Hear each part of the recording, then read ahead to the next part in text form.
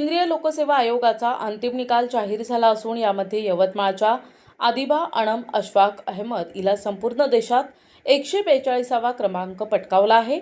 वयाच्या अवघ्या 23व्या वर्षी हे यश मिळवत तिनं महाराष्ट्राची आणि यवतमाळ जिल्ह्याची मान उंचावली आहे।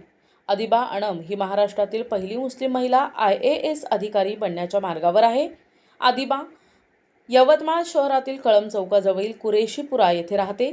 ती हज हाऊस IAS ट्रेनिंग इन्स्टिट्यूट आणि नंतर जामिया रेसिडेन्शियल ट्रेनिंग इन्स्टिट्यूटची विद्यार्थिनी होती।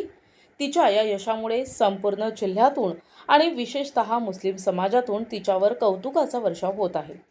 या यशाच्या निमित्तानं आदिबाच्या या यशामुळे यवतमाळ जिल्हा शैक्षणिक आणि सामाजिक चळवळीच्या पटलावर नवा इतिहास घडवत आहे। तिच्या वाटचालीमुळे अनेक तरुण आणि विशेषतः अल्पसंख्याक विद्यार्थ्यांना नवी दिशा मिळणार आहे। प्रतिनिधी कलीम खान, NTV न्यूज मराठी, यवतमाळ।